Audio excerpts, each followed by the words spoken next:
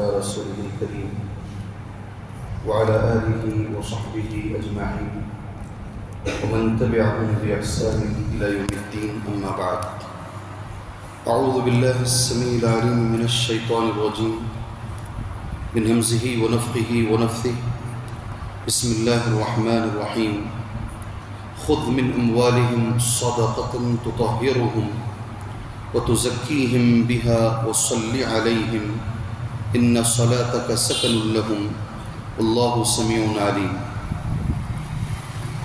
آپ ان کے مالوں میں سے صدقہ لیجئے،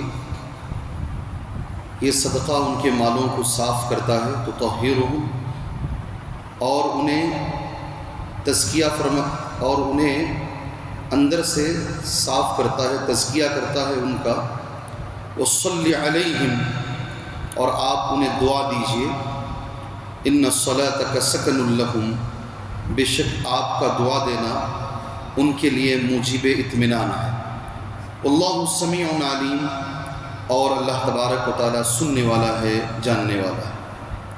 محترم دوستوں، ایسے ہی برجستہ نماز کے لیے ہم لوگ آئے ہیں اور اچانک عبداللہ صاحب نے مجھ سے کہا ہے درس دینے کے لیے۔ میں نے اس کے لیے قرآن مجید کی سورہ توبہ کی آیت نمبر 103 پڑھی ہے اور میں نے مختصر اس کا ترجمہ آپ کے سامنے کیا ہے۔ دو باتیں اس آیت کے اندر ہمیں سیکھنے کو ملتی ہیں۔ پہلی بات یہ کہ نبی کریم صلی اللہ علیہ وسلم نے مال جو لیتے ہیں زکوٰۃ کا مال، اس کے تعلق سے کہا کہ یہ جو مال زکوٰۃ ہے یہ آدمی کو پاک و صاف کر دیتا ہے۔ دو جملے اللہ نے استعمال کیے، تطہرهم وتزکیہم، ایک ہے طہارت، پاکی صفائی، اور ایک ہے تزکیہ نفس۔ تو اس کے لیے دونوں کا معنی یہی ہے، ایک اندر سے جو ہے چیزیں ان کو بھی یہ زکوٰۃ سے وہ اندر کی جو غلاظتیں ہیں، جو دل کی بیماریاں ہیں آپ کہہ سکتے ہیں، اس کو بھی زکوٰۃ صاف کرتی ہے، اور جو باہر سے ہمارا مال ہے اس کو بھی زکوٰۃ صاف کرتی ہے، ایک بات۔ دوسری بات، اللہ کے نبی صلی اللہ علیہ وسلم کو اللہ حکم دے رہا ہے زکوٰۃ لینے کے بعد آپ ان کو دعا دیجیے۔ اللہ کے نبی صلی اللہ علیہ وسلم اس پہ عمل کرتے تھے۔ آپ نے ایک دعا دی، اللہم صلی علی آل ابی اوفا، اے اللہ تو رحم فرما ابو اوفا کے خاندان پر۔ ایک جملہ اللہ نے کہا، تمہارا دعا دینا ان کے لیے موجب اطمینان ہے، سکن لہم، انہیں بڑا سکون ملتا ہے۔ میں آج اسی نقطے پہ دو باتیں بولوں گا انشاءاللہ۔ اللہ کے نبی صلی اللہ علیہ وسلم کی دعا آج اگر کوئی لینا چاہتا ہے اسے کیا کرنا چاہیے، یہی جملہ مجھے اس میں بتانا ہے۔ اگر آج کوئی آدمی، کوئی مسلمان قرآن کی یہ آیت نمبر 103 سورۃ التوبہ پارہ نمبر 11، اس کی روشنی میں چونکہ اللہ نے نبی کو حکم دیا آپ دعا دیجئے، آپ کی دعا ان کے لیے موجب اطمینان ہے، اور اس پر عمل صحابہ نے کیا۔ سلیم رضی اللہ عنہ اپنے بیٹے کو لے کر آئیں اور آپ نے نبی کریم صلی اللہ علیہ وسلم کے سامنے کہا آپ میرے بچے کو دعا دیجیے۔ ہم سب جانتے ہیں بیٹے کا نام انس بن مالک۔ آپ نے دعا دی، اللہم بارک فی مالہ و ولدہ، صحیح بخاری۔ اور دوسری حدیث میں ہے اللہم اطل حیاتہ، اے اللہ ان کی زندگی لمبی کر، اس بچے کی، اس کے مال میں اور اس کی اولاد میں تو برکت عطا فرما۔ انس بن مالک کہتے ہیں، صحیح مسلم کی حدیث ہے، اس دعا کا نتیجہ یہ ہوا کہ اللہ نے مجھے لمبی عمر عطا فرمائی، مجھے زیادہ مال عطا فرمایا۔ آگے کا جملہ سنو، ولدی و ولد ولدی، میرے بچے، میرے بچوں کے بچے، ان ولدی و ولد ولدی نحو المئہ، کتنے ہوئے 100 کے قریب۔ نبی نے جو دعا انس بن مالک کو دی، کہتے ہیں میری زندگی میں میں نے اس کا اثر دیکھا، اللہ پاک نے میرے بچے اور میرے پوترے یہ دونوں ملا کے قریب 100 اللہ نے مجھے عطا فرمایا۔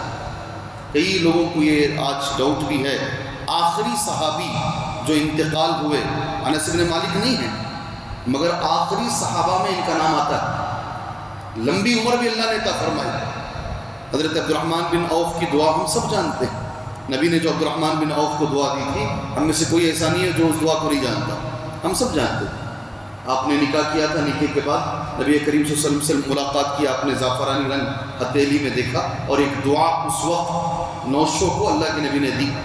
وہی سنت، وہی مسنون، اور وہی ہم کو ہمیشہ دینا چاہیے۔ بارک اللہ لکا وبارک علیکا وجمع بینکما فی خیر، ہم سب جانتے ہیں۔ وہ عبد الرحمن بن عوف کے اس دعا کا اثر میں نے زندگی میں دیکھا، اور میں نے ایسے دیکھا، میں نے عربی میں نوٹ کیا تھا، وہ اچانک بول رہا ہوں اس لیے وہ عربی نہیں پڑھ پا رہا ہوں۔ لتوقعت، ہاں یہ جملہ لتوقعت، مجھے اس بات کا ہمیشہ یقین ہوتا اس دعا کی وجہ سے، اگر میں پتھر ہٹاتا، پتھر نیچے سے سننا نکل آتا۔ اتنی برکت اللہ نے دی، سارے کہتے ہیں الحمدللہ 1,50,000 صحابہ میں ان سے بڑا مالدار نہیں۔ جب ہم جاتے مدینہ، ایک ہوتا مسجد نبوی کا ٹور، مسجد نبوی میں کون سے صحابی کا گھر کہاں تھا، آج وہ سارے گھر اندر آ گئے ہیں تقریباً۔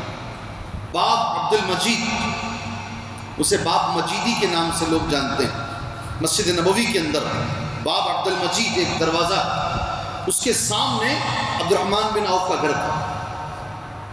اور اس زمانے میں سبحان اللہ، جامعہ اسلامیہ مدینہ منورہ کے بچے بتاتے ہیں جو پی ایچ ڈی کرتے ہیں سیرہ میں، وہ بتاتے ہیں اس زمانے میں ان کے گھر میں کیا بولتے ہیں، فاؤنٹین تھا۔ عبد الرحمن بن عوف رضی اللہ عنہ کے گھر میں، کہتے ہیں یہ دعا کا نتیجہ جو میرے نبی نے مجھے دعا دی۔ میرے اور آپ کے لیے سبق کیا ہے؟ آج اگر مجھے نبی کی دعا چاہیے صلی اللہ علیہ وسلم، آپ کو اگر نبی کی دعا چاہیے تو کیا کریں؟ کیا سب سے پہلے مل سکتی ہے کیا؟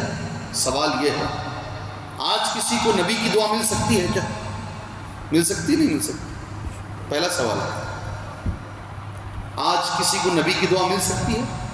ارے کچھ تو بول کے صحیح، آج اللہ کے نبی کی دعا کسی کو مل سکتی ہے؟ جی 100% مل سکتی ہے۔ نبی کریم صلی اللہ علیہ وسلم کی دعا کیا کریں گے تو ملے گی؟ بے حساب چیزیں ہیں۔ گجرات نڈیاڈ میں ایک 4-5 دن پہلے میں اسی موضوع پر تقریر کر کے آیا۔ یہ نبی کریم صلی اللہ علیہ وسلم کی دعا پانے کے لیے ہمیں کیا کرنا چاہیے؟ میں نے سارے اسباب گنائے ہیں، اور میں صبح کے درس میں نہیں گناؤں گا، ایک گناؤں گا صرف۔ رحم اللہ امرأً سمحا باع سمحا اذا اشترى سمحا اذا اقتضى، صحیح حدیث ہے، یہ نبی کی دعا ہے۔ یہ کام کرو گے تو اللہ کے نبی کی دعا آج بھی ملے گی۔ اللہ رحم فرمائے، اللہ رحم فرمائے ہر اس آدمی پر جو نرم ہے۔ سمحن، کب کب نرمی کرتا ہے؟ اذا باع، بیچتا ہے تو نرمی سے بیچتا ہے، وَإِذَا اشْتَرَى، خریدتا ہے تو نرمی سے خریدتا ہے۔ یہ دو باتیں تو ٹھیک ہیں۔ تیسرا وَإِذَا اقْتَضَى، اس کا معنی کیا ہے؟ وَإِذَا اقْتَضَى، اور جب تقاضا کرتا ہے، جب مطالبہ کرتا ہے، تقاضا کرتا ہے تو بھی نرمی سے کرتا ہے۔ اگر ہم نے یہ کر لیا ہماری زندگی کے اندر تو آج بھی ایسا تاجر اللہ کے نبی کی دعا کا مستحق بنے گا انشاءاللہ۔ جی ہاں، آج بھی بنے گا۔ بیچتے وقت نرمی، خریدتے وقت نرمی، اور تقاضا کرتے وقت نرمی، کتنی بڑی بات ہے، سبحان اللہ۔ اللہ ہمیں تاجر بنائے، اور اس حدیث کی روشنی میں اللہ ہمیں اچھا تاجر بنائے۔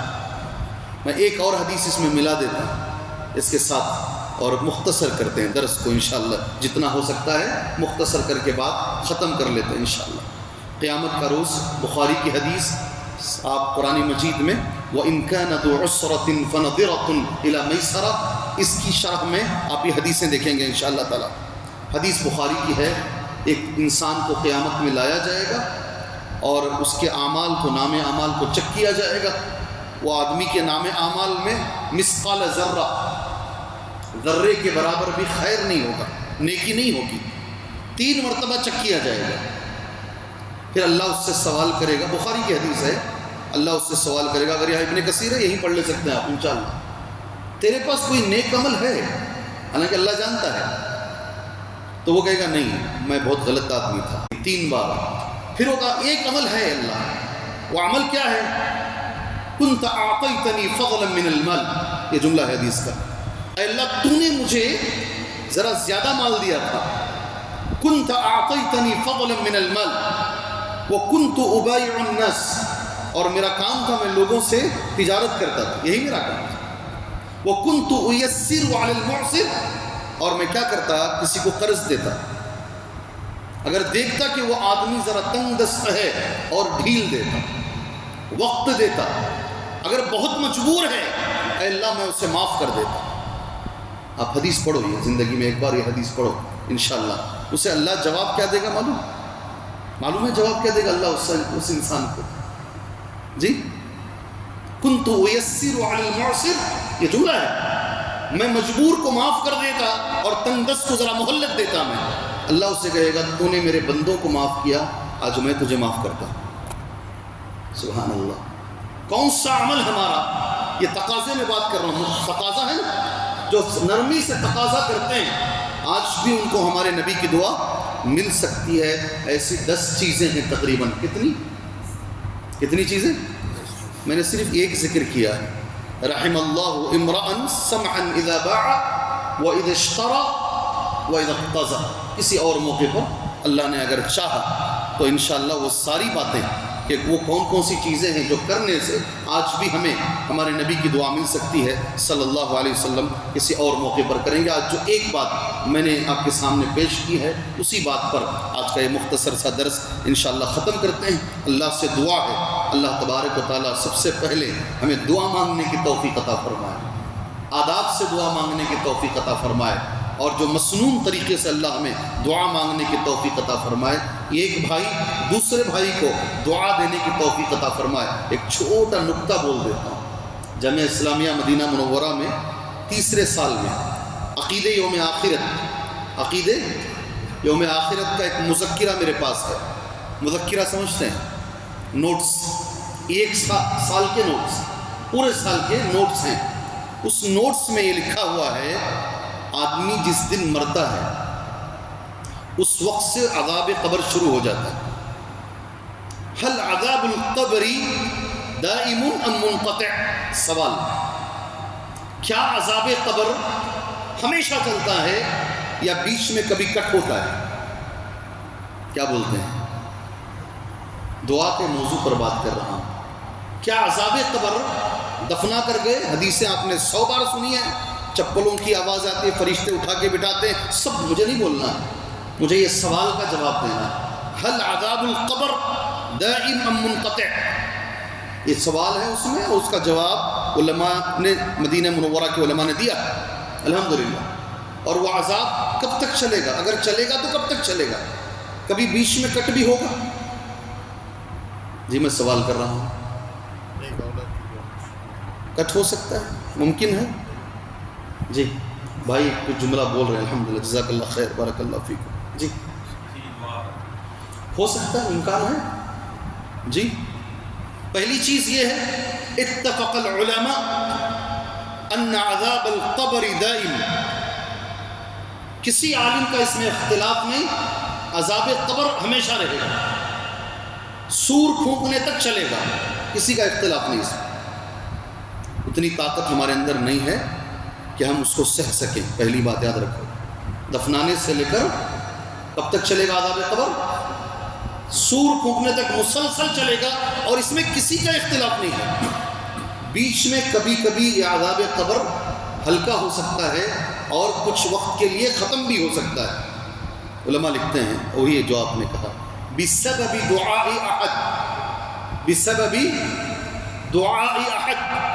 جس دن کوئی اس کے لیے دعا کرتا ہے میت کے لیے، اس دن اس کا عذاب قبر تخفیف بھی ہو سکتا ہے اور اس دن کے لیے عذاب قبر ختم بھی ہو سکتا ہے. سبحان اللہ. اب ایک ہتھیار اللہ نے ہمارے ہاتھ میں دیا ہے، اسی کو نبی نے کہا آدمی مر جاتا ہے مگر 3 چیزوں سے سلسلے عمل باقی رہتا ہے، اور ایک ہے ولد صالح یدعو لہ. تو میرا یہ ماننا ہے اور میری آپ سے درخواست یہ ہے اس چھوٹے سے درس میں، کیوں نہیں ہم ہمارے جو بزرگ مر گئے ہیں، ماں باپ رشتہ دار روز کیوں نہیں دعا کریں تاکہ ان کے عذاب قبر میں روز تخفیف ہو؟ کیوں نہیں؟ میں تو روز بعد میں کہوں گا، التحیات میں سلام پھیرنے سے پہلے اللہ کے نبی کا جملہ ہے فَلْيَخْتَرْ مَا شِئْتَ، آخری میں جو ٹائم بچا ہوا 15 سیکنڈ 20 سیکنڈ 1 منٹ، تم جو دعا چاہے تم کر سکتے ہو۔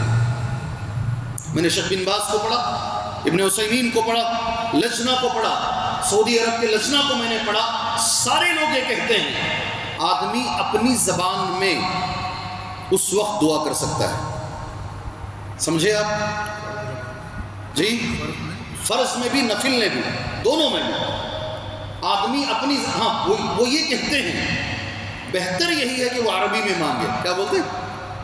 اگر کسی کو عربی نہیں آتی ہے تو وہ آخری میں اپنی زبان میں بھی دعا کر سکتا ہے۔ تو میرا یہ ماننا، کیوں ہم لوگ ہر نماز میں ہمارے والدین کو کیوں نہیں دعا کرتے؟ اور چھوٹا سا جملہ بولنا ہے، اللہم اغفر لأمی، اللہم اغفر لأبی، اللہم فسح لہو فی قبری، اللہم نبر لہو فی قبری۔ اتنے ہی جملے بولنے ہیں، اور یہ جو جملے میں نے کہا صحیح مسلم سے نوٹ کر کے کہہ رہا ہوں، اللہ کے نبی نے یہ جملے ابو سلمہ کے لیے کہا تھا، صحیح مسلم میں ہے، اللہم اغفر لأبی سلمہ، اللہم فسح لہو فی قبری۔ یہی جملے ہم ہمارے والدین کے لیے استعمال کریں۔ ہو سکتا ہے ہماری دعائیں مانگنے سے، کیونکہ بات دعا کی چل رہی ہے، نبی کی دعا کی چل رہی ہے، مانگنے سے انہیں فائدہ پہنچ جائے۔ اللہ سے دعا ہے اللہ تبارک و تعالیٰ ایک دوسرے کو ہمیں دعا دینے کی توفیق عطا فرمائے، ہمارے مصائب و آلام کو اللہ دور فرمائے، اللہ امت کو ایک بنائے، آمین۔ وصلی اللہ علی النبی الکریم۔ السلام علیکم ورحمۃ اللہ وبرکاتہ۔ جزاک اللہ خیر۔